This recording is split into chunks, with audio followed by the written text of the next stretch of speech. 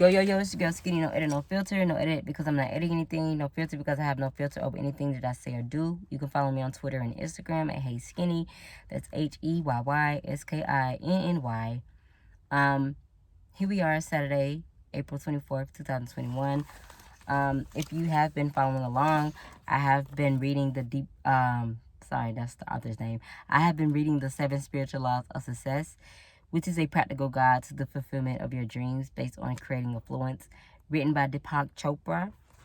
It's this book here, This book here. It's a hardback copy. I purchased this book on Amazon, and you can too if you would like, or you can hear me read and take what resonates for you and apply it to your life.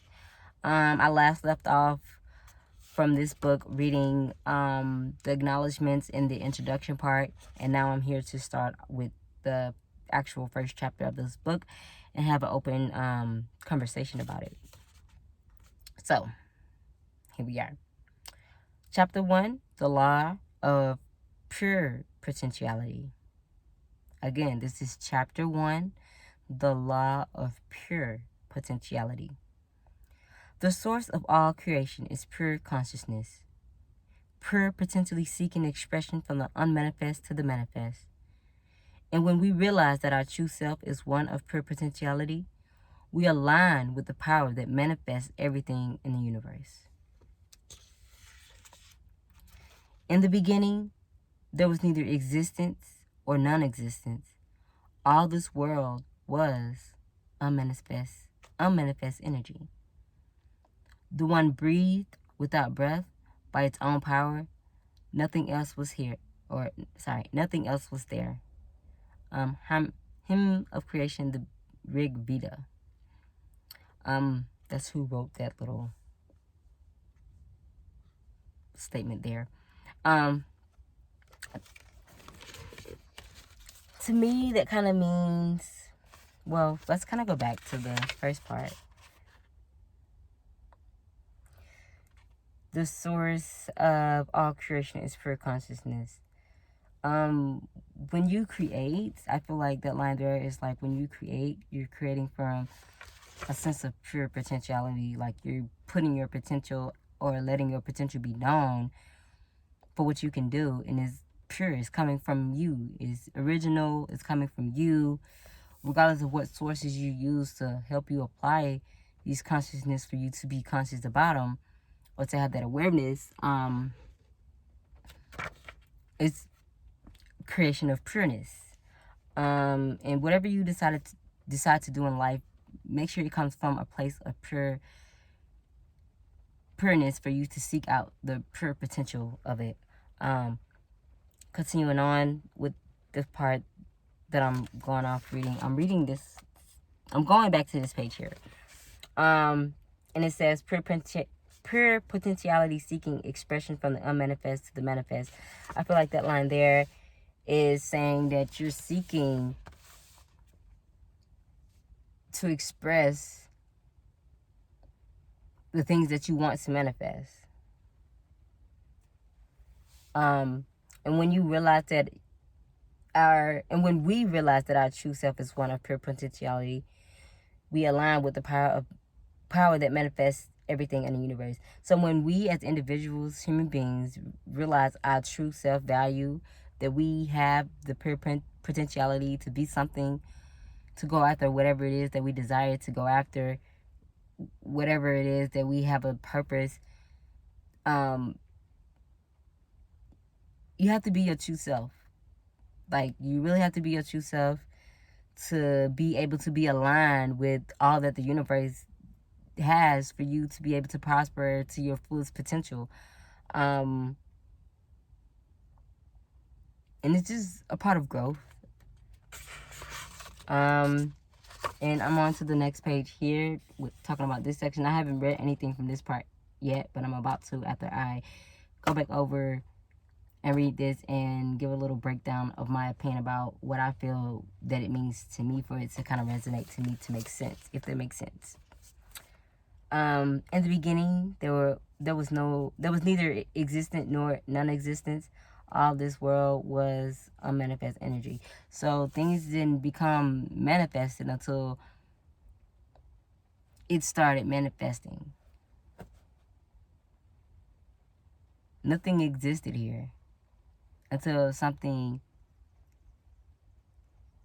came about of its pure potentiality to be able to manifest. The one breathed without breath by its own power. Nothing else was there. All right, so I'm gonna go on and read. Actually. The first spiritual law of success is the law of pure potentiality. This law is based on the fact that we are, in our essential state, pure consciousness. Pure consciousness is pure potentiality.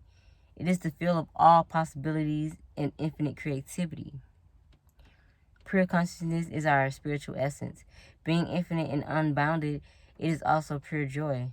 Other attributes of consciousness are pure knowledge, infinite silence, perfect balance, invincibility, simplicity, and bliss. This is our essential nature. Our essential nature is one of pure potentiality. It's currently raining here, so when you discover your essential nature and know who you really are, and that knowing itself is the ability to fulfill any dream you have, because you are the eternal possibility, the immeasurable potential of all that was, is, and will be.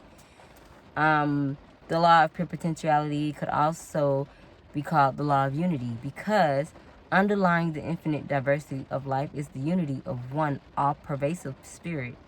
There is no separation between you and this field of energy. The field of pure potentiality is your own self. And the more you experience your true nature, the closer you are to the field of pure potentiality. So you need to be in tune with who you are for you to know your pure potentiality and what you're capable of doing, what you're capable of creating and putting out there into the world for others to benefit from or gain knowledge and wisdom from. The experience of the self or self-referral means that our eternal reference point is our own spirit, and not the object of our experience. The opposite of self-referral is object referral.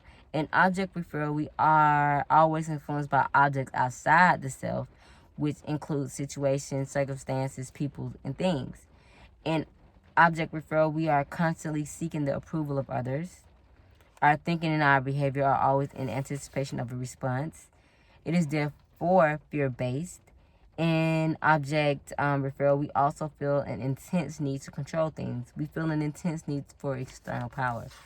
It's like the objects tend to be the one with the power that is taking control. Like, prime example, we allow technology to be that object referral, to control everything, to give us information, and to have and to be that external power for us, versus using ourselves and ourself as a source, that is, to understand whatever situations we may come about or face, and knowing how to not let that have an impact in the sense of controlling you, and just learning from it or taking whatever lesson that was meant for you to take from it, that type of thing.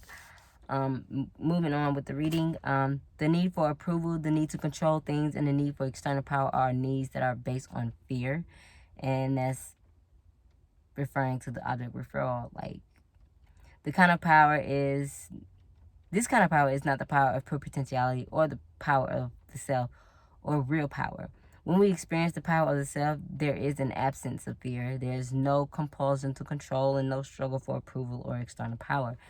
So when we experience the power of ourselves, when you know who you are, nothing that for sure is objective referral will have the power to control you. You will be able to control it. In object referral, your internal reference point is your ego. The ego, however, is not who you really are. The ego is your self-image. It is your social mask. It is the role you are playing. Your social mask thrives on approval. It wants to control, and it is sustained by power because it lives in fear. When it comes to your true self, which is your spirit, your soul, is completely free of those things. It is immune to criticism. It is unfearful of any challenge, and it feels beneath no one. And yet it is also humble and feels superior to no one because it recognizes that everyone else is the same self, the same spirit in different disguises.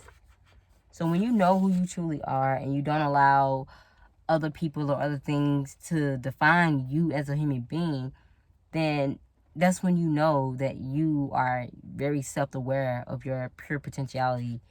Because, like,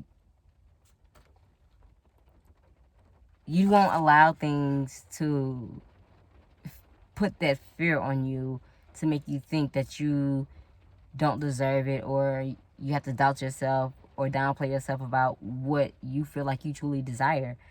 So when you're really in tune with yourself and you're aligned with the universe, you will know yourself, your true pure potentiality. Continue on with the reading. That's the essential difference between objective referral and self-referral. In self-referral, you experience your true being, which is unfearful of any challenge, has respect for all people, and feels beneath no one. Self-power is therefore true power. So you want that. You want self-power. Power based on object referral, however, is false power. Being ego-based power, it lasts only as long as the object of reference is there. If you have a certain title, prime example, if you're the president of the country or the chairman of a corporation, or if you have a lot of money, the power you enjoy, it goes with the title, with the job, with the money. Ego-based power will only last as long as those things last. As soon as the title, the job, the money go away, so does the power. Self-power, on the other hand, is permanent because it is based on the knowledge of the self. And there are certain characteristics of self-power. And to me, this just means that your ego and object referral are false powers, and they are only temporary. Whereas your true self is the permanent power, because you're aware of who you are. You have knowledge, and you are known of your characteristics that make up your self-power for you to have that type of power to be the person that you are at your pure potentiality. Moving on, it says it draws people to you, and it also draws things that you want to you. It magnetizes people, situations, and circumstances to support your desires. This is also called support from the laws of nature. It is the support of divinity, and it is the support that comes from being in a state of grace. Your power is such that you enjoy a bond with people, and people enjoy a bond with you. Your power is that of bonding, a bonding that comes from true love. So, to me, it means, like, when you're aware of yourself, your pure potentiality, people are more likely to be drawn to you because they see that you have this glow, and you prioritize your characteristics of who you are, and you don't allow other things to define your characteristics of who you are.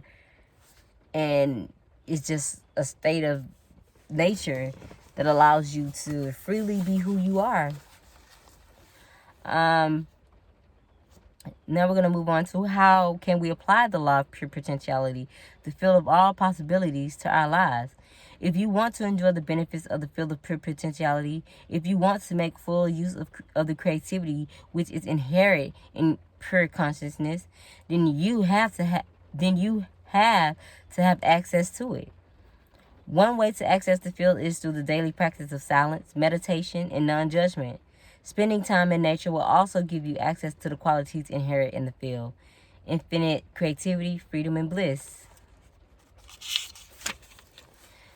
Practicing silence means making a commitment to take a certain amount of time to simply be.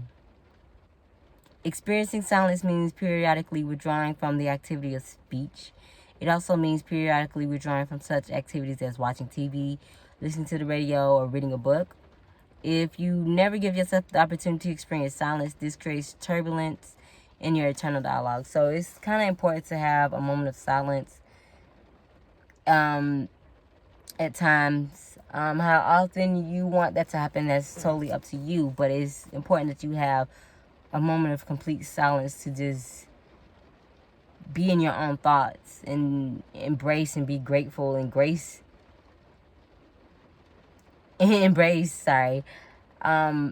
all that the universe is aligning you with when it comes to you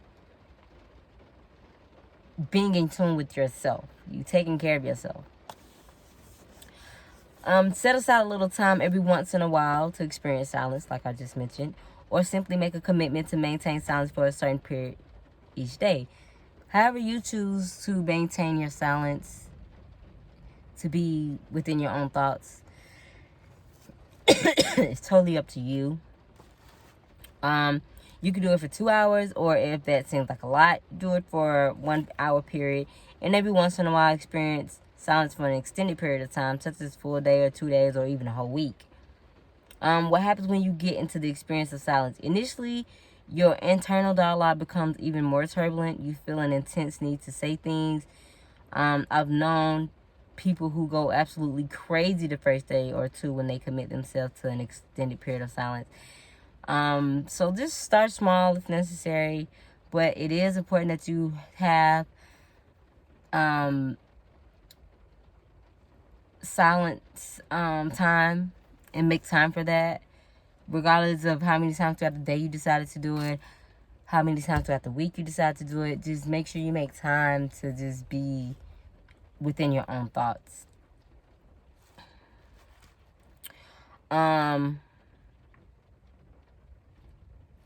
A sense of urgency and anxiety suddenly comes over them, but as they stay with the experience, their internal dialogue begins to quieten, and soon the silence becomes profound.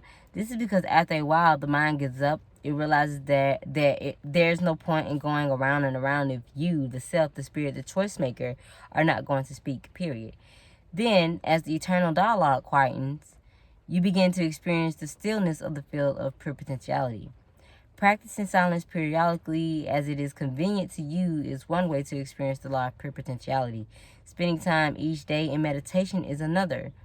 Ideally, you should meditate at least 30 minutes in the morning and 30 minutes in the evening. Through meditation, you will learn to experience the field of pure silence and pure awareness. In the field of pure silence is the field of infinite correlation, the field of infinite organizing power, the ultimate ground of creation where everything is inseparably connected with everything else.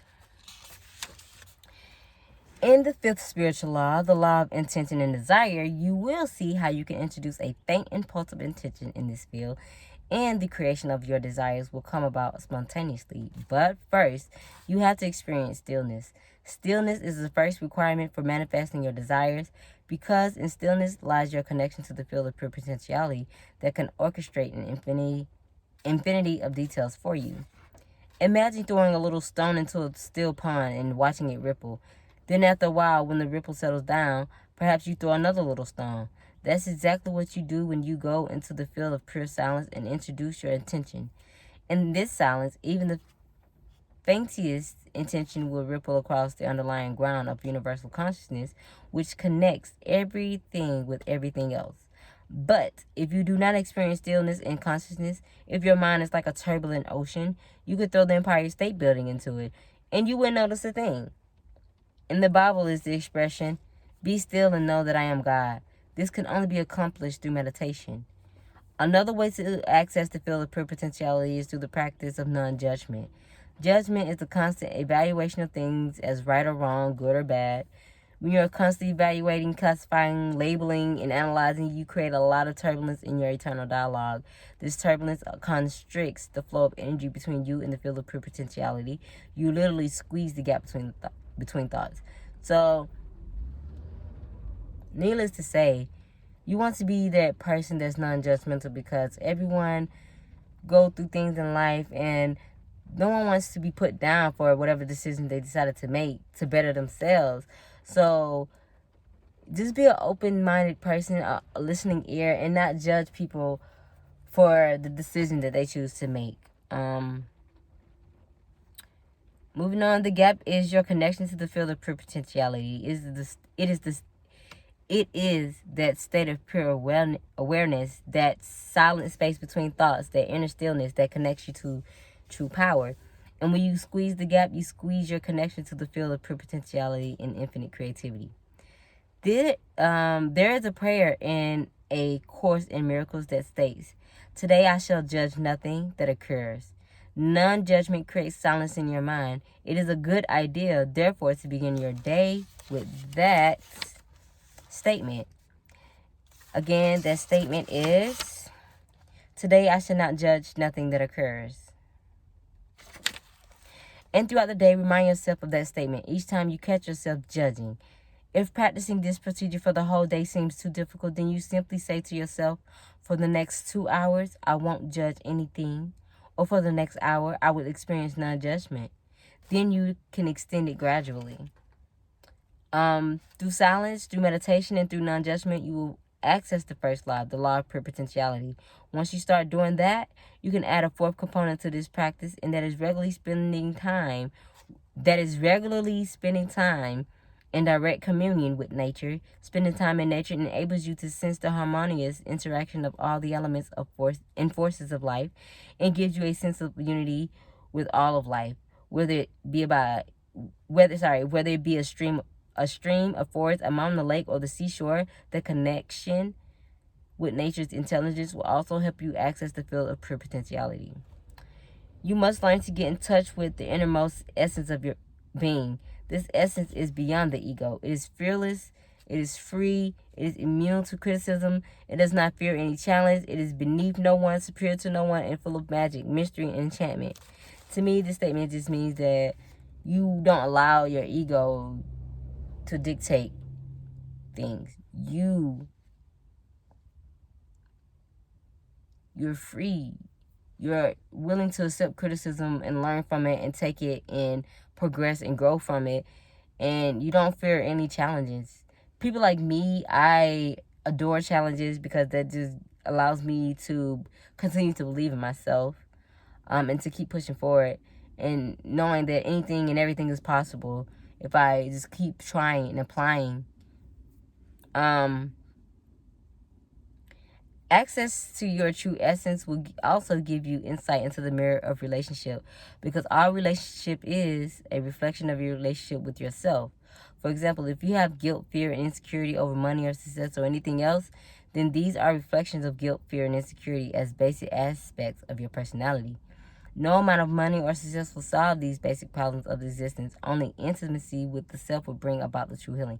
So you need to be truly in tune with yourself. You need to, if not, you need to find a way to be in tune with yourself and face these challenges, trials, tribulations that you've encountered growing up, and tell yourself that you forgive yourself and it's okay. You're still learning and growing as a human being, and you're going to prosper and conquer everything that you set out to conquer and prosper. And when you are grounded in the knowledge of your true self, when you really understand your true nature, you will never feel guilty, fearful, or insecure about money or influence or fulfilling your desires, because you will realize that the essence of all material wealth is life energy. It is pure potentiality. And pure potentiality is your and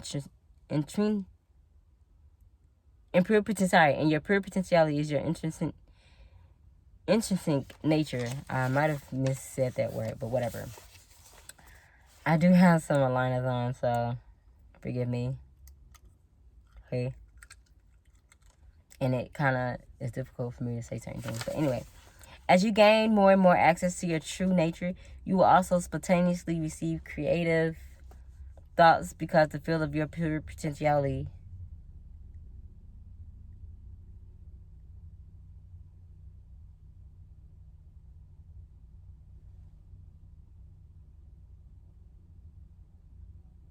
I'm sorry, I kind of got off guard.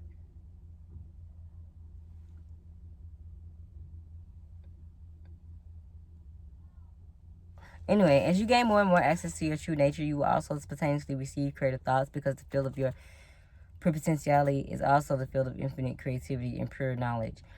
Franz Kafka, the Austrian philosopher and poet, once said, "You need not leave your room. Remain sitting at your table and listen. You need not even listen. Simply wait. You need not even wait. Just learn to become quiet and still and solitary.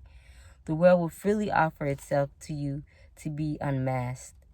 It has no choice. It will roll in ecstasy at your feet.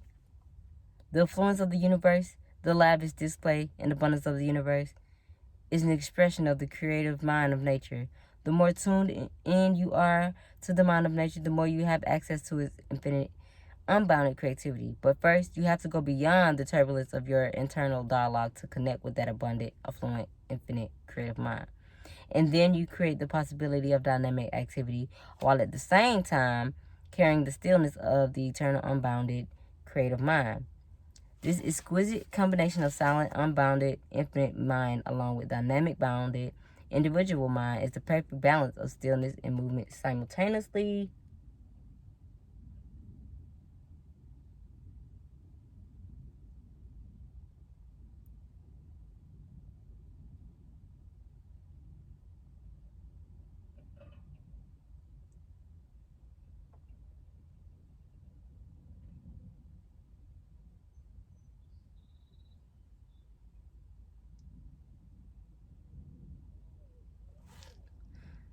Sorry.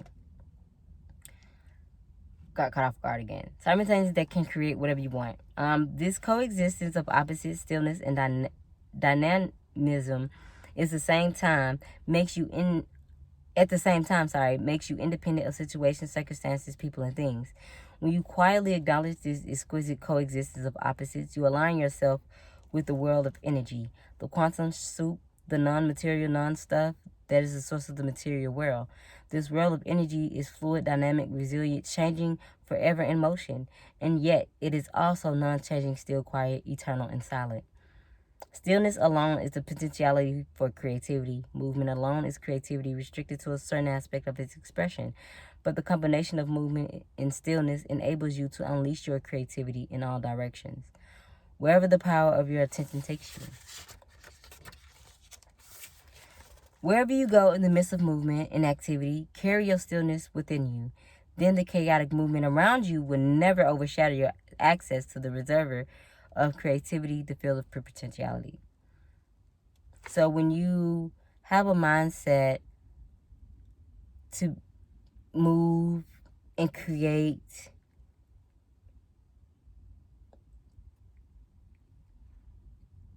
you want to carry that stillness with you wherever you go. To know that you can have that calmness, that moment to be to yourself within your thoughts and just be in tune. As I wrap this chapter up, the last part of this chapter is going to talk about applying the law of pure potentiality, and some effective steps to help see growth in this area or to prosper within this area. It says, I will put the law of pure potentiality into effect by making a commitment to taking the following steps. 1. I will get in touch with the field of pure potentiality by taking time each day to be silent, to just be.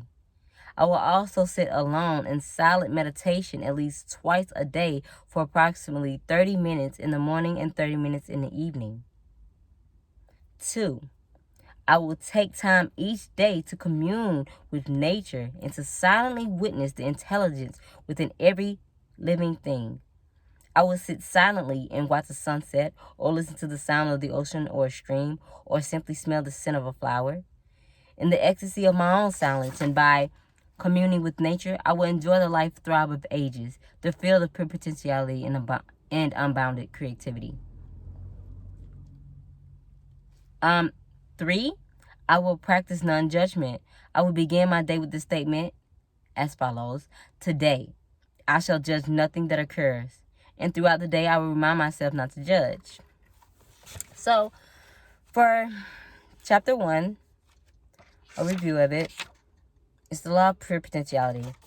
And in order for you to understand that, you need to be truly in tune with yourself. And in order for you to do that, you need to be able to sit in a moment of silence, like literally silence, whether you just wake like this and you just silent, or you close your eyes and you're in meditation form of silence. And if you do meditation, spend at least, set a timer. I don't want to, if 30 minutes is too much for you to start off with, because 30 minutes is easily, for someone to easily fall asleep. So if you need to, start off with a small time frame and then work your way up as you see that you can progress with the time frame. Never feel like you have to jump the guns to get something started. Start small. There's no right or wrong. I mean, some people can take a workload, some people can't. So it's all about how much you can tolerate for yourself, but also being in tune with yourself and finding that balance to be able to sit in silence and just be in your own thoughts and really embrace all that nature has to offer you as well. And that's the perfect way to kind of be in silence, just being in touch with nature as well. You can do your meditation inside or outside, doesn't matter. Just ground yourself and be in tune. And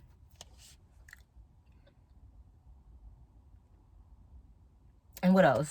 Sorry, I kind of just got back there. Sorry. And don't be judging of others, because you too once was in a situation, regardless of whatever circumstances people are in. You just never know what someone is going through, what they got going on. So just try not to be judgmental of people. And if every day you have to wake up and look yourself in the mirror and tell yourself, I shall not judge things that occur, or I promise to limit the amount of judging I do up onto others, like whatever it is that can get you into the mind frame of not being judgmental of other people and just being open-minded and understanding of people, such as certain situations and circumstances that they are put in. Just be understanding, just be a listening ear. And not everybody looks for feedback when it comes to whatever it is that they're going through. They just want you to be a listening ear, and that there just speaks to say that you're not being judging of them because you're listening. So those three things, like I said, to blossom when it comes to your pure potentiality, first and foremost, you want to be in tune with yourself. So with that, you bring in forefront whatever it is that is bothering you, whatever is traumatizing you, and you just facing it head on and just finding ways to move around it, but be positive about it. Like, I don't know, like say if someone's working really hard to get them a car and it's just taking time, just have the patience, have faith, figure out a plan that's realistic enough to get you to where you want to be, so you can make that purchase of getting a car or whatever the case may be. But yes, those things, being in tune with yourself, meditating however many minutes twice a day, or just being in complete silence. That's the first one. And then secondly, you have silence within nature, like just observing nature and just being silent and calming your mind, and then practicing being non-judgmental. That is it for the first chapter of this book. Feel free to comment below whatever you feel. I'm not here to judge. It's open floor. Whatever you feel to share. And next time we meet, I will be reading chapter 2, which is the law of giving.